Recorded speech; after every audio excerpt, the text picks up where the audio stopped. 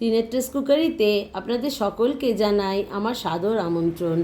আজ আমি আপনাদের জন্য নিয়ে এসেছি শীতকালের একটি অতি প্রিয় রেসিপি, ক্ষীর কমলা। প্রথমে কমলা লেবুর খোসা ছাড়িয়ে তার পাল্পগুলো বের করে নেব। যারা আমার চ্যানেলটিকে সাবস্ক্রাইব করেছেন, আমার বন্ধুদের অনেক অনেক ধন্যবাদ পাশে থাকার জন্য। যারা আজকে নতুন, রিকোয়েস্ট করছি একটু সাবস্ক্রাইব করে দেবেন, বেল আইকনটি টিপে দেবেন যাতে আমার পরবর্তী ভিডিওগুলো আপনারা পেয়ে যান। এবার কড়াতে একটু জল দেব, জলটা দিয়ে দুধটা দেব, তাহলে দুধের তলাটা চট করে লেগে যাবে না। এবার দুধটা কন্টিনিউয়াস নাড়ব যাতে না তলাটা লেগে যায়, এইভাবে নেড়ে ঘন করব। এইবারে দুটো তেজপাতা ফেলে দিলাম, দিয়ে ভালো করে দুধটা ফোটাবো।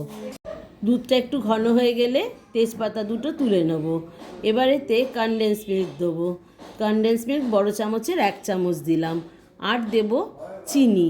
আপনারা যদি শুধু চিনি দিয়ে করেন বা শুধু কনডেন্স মিল্ক দিয়েও করতে পারেন। এবারেতে একটু আমন্ডের কুচি দিয়ে দিলাম। আপনাদের কাছে যা ড্রাই ফ্রুটস থাকবে তাই দেবেন। ছোটো এলাচের গুঁড়ো দিলাম, দিয়ে ভালো করে নেড়ে নিলাম। এবার এটা ঢেলে রেখে ঠান্ডা করতে দেব। কমলা লেবুর খোসার মধ্যে সার্ভ করব বলে একটা চামচ দিয়ে আস্তে আস্তে কমলা লেবুর পাল্পগুলোকে স্কুপ করে বের করে নিচ্ছি। একটু করে সামনের দিকে চাপ দেবেন, দেখবেন বেরিয়ে আসবে পাল্পগুলো।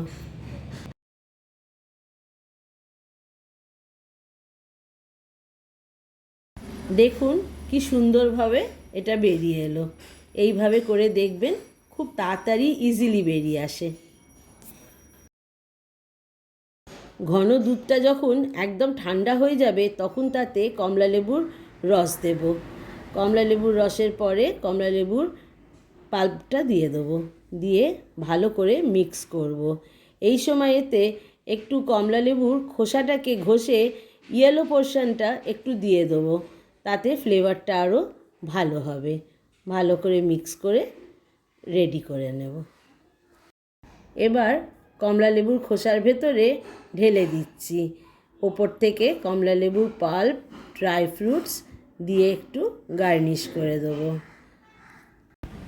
এবার ক্ষীর কমলা ইজ রেডি টু সার্ভ।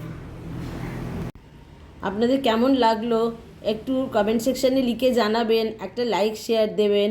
এতক্ষণ আমার সঙ্গে থাকার জন্য অনেক অনেক ধন্যবাদ।